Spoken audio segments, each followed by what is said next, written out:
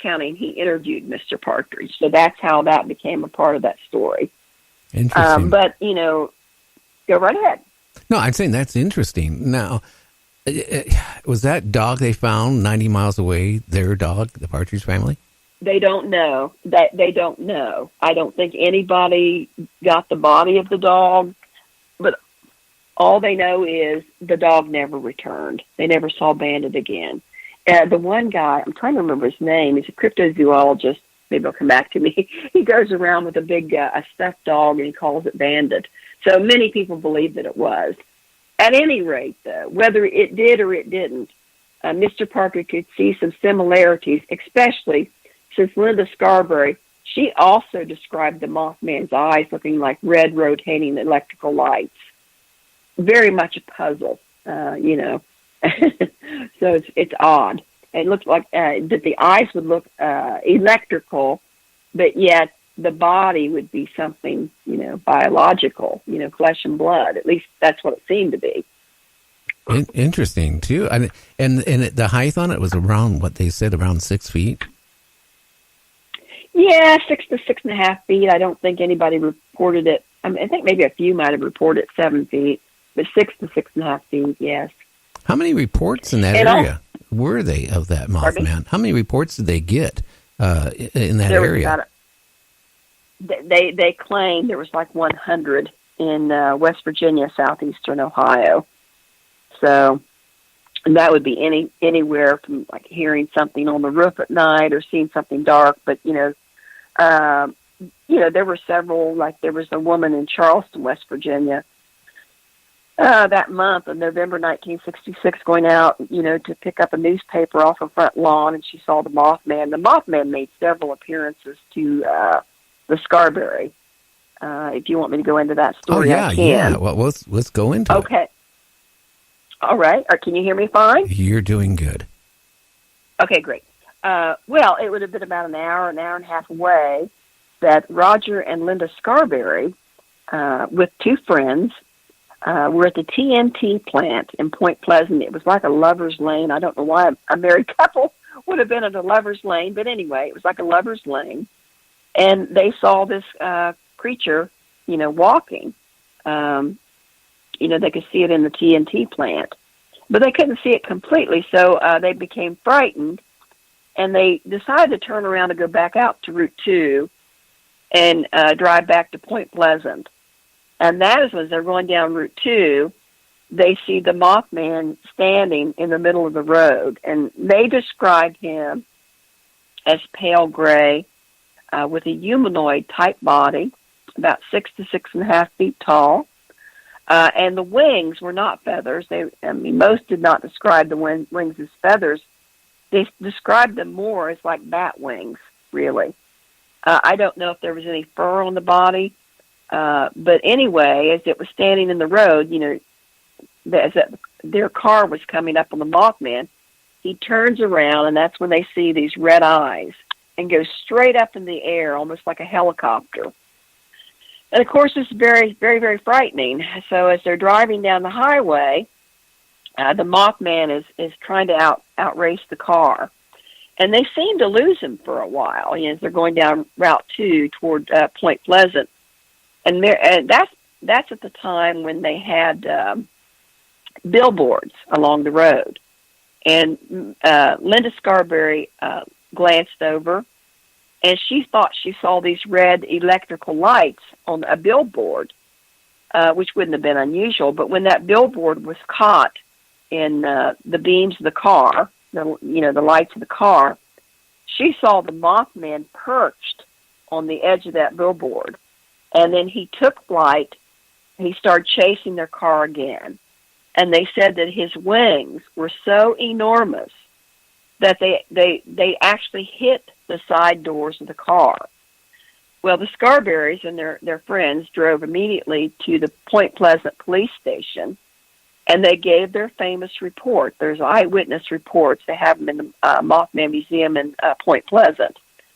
And then Roger Scarberry is the one that did the famous drawing of the Mothman. So if you Google the Mothman and you see a rather crude drawing, that was by Roger Scarberry. He tried to draw the creature. After giving the police this story, the police went outside to inspect the Scarberry's car, and there were huge scratches, a huge gash on each side door of the car.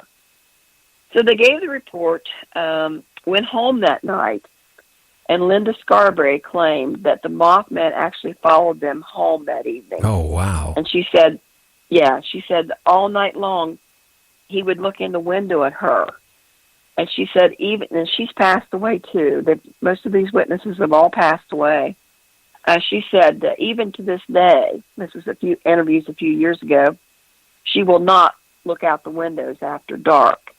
She said later on in that winter, she heard something out on the porch roof. You know, it was like a porch roof. She was upstairs on the second floor of the house. She looked out the window and she saw the Mothman kind of hunched on their porch roof. And she said he looked so distressed or something, she actually felt sorry for him.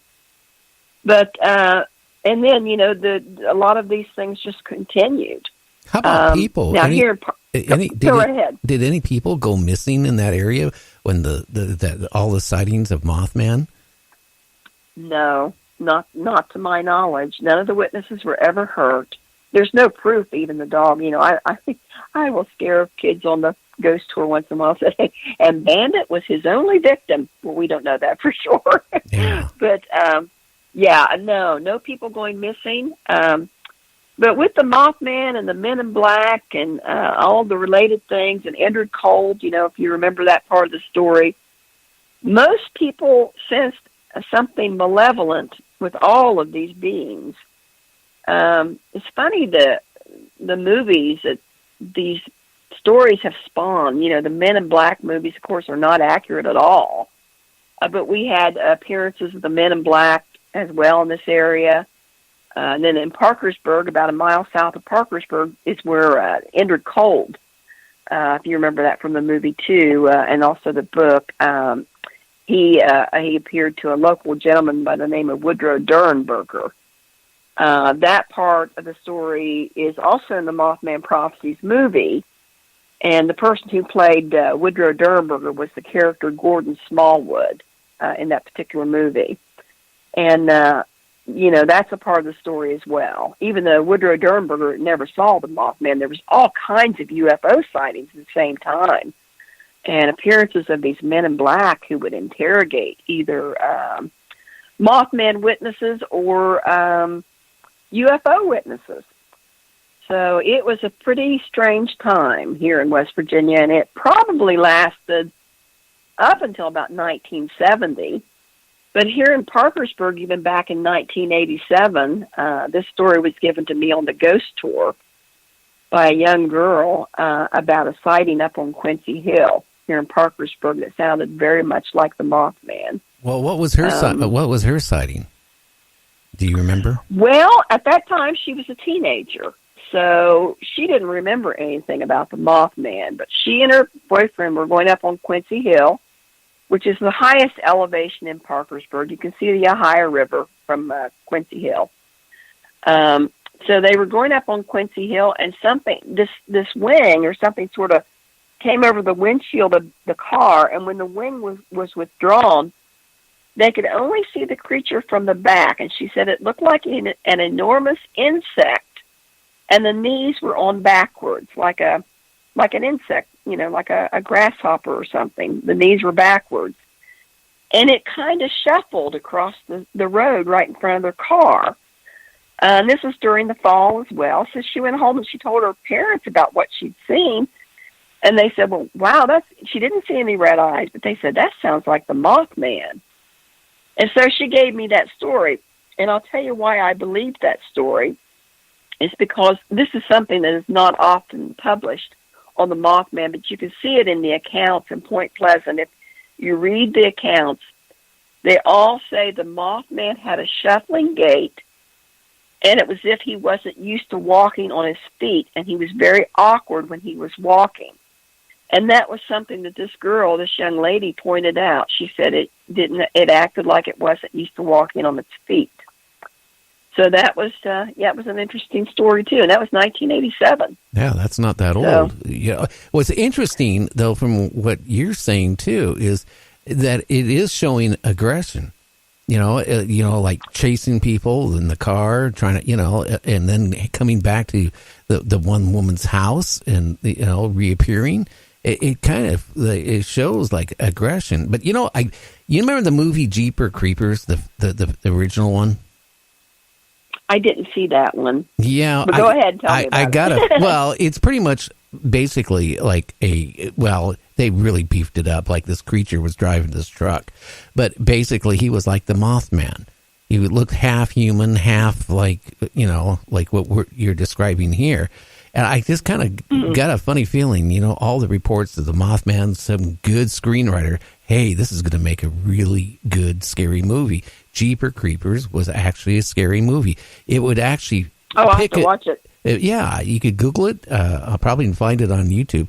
But it would like go up to somebody and smell them, okay, or smell their something they touched or their clothing or whatever. And then it would be asphyxiated on that subject of that person to basically take it and then do, a whole bunch of bad things to that person. Right. Well, I'll tell you, a lot of people were disappointed in the Mothman prophecies, or they thought the movie didn't make much sense, which the time period didn't make much sense, really. But I'll tell you the movie that, to me, and I haven't watched Jeepers Creepers, I want to see that now, was the movie Signs. Remember that old movie, Signs? How creepy that was? Yes. That was the feeling of the time.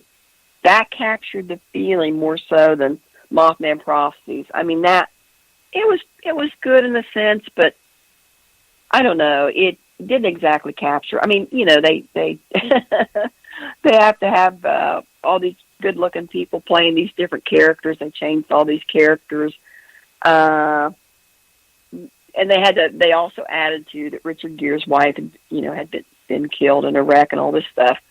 But and the funny thing about the one strange thing though about when Mothman Prophecies was coming out, they had a trailer, and I don't know if you remember this, but Richard Gere played the character named Klein, I believe, but I think that was based on John Keel. And he's running through the streets of Chicago. He's going to find this person, this parapsychologist that understands all these mysteries, and he goes running through the streets of Chicago.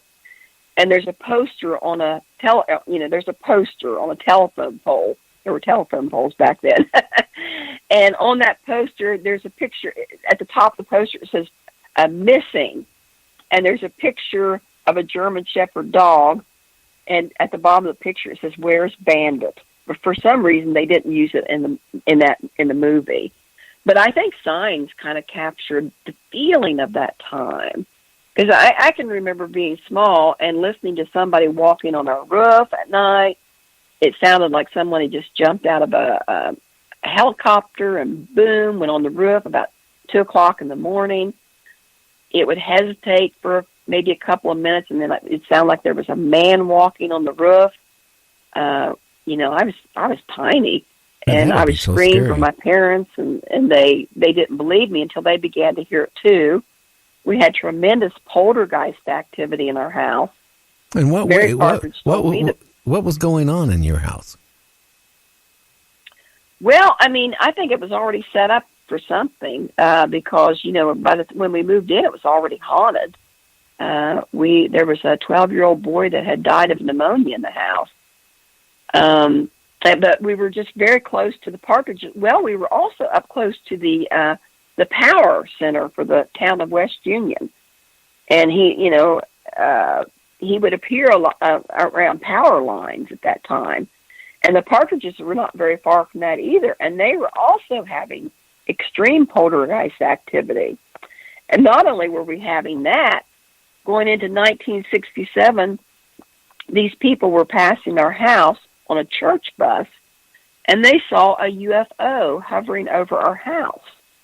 So they called my parents, and they told them. And then my friend and I, Jeannie, we were up on the hill. We saw two men dressed in black. They were measuring the hillside. We watched them for a little while. They didn't see us. They were up near the power area for the town. we watched them for a little while, and again we were afraid of them. So we ran back to the house, and we forgot about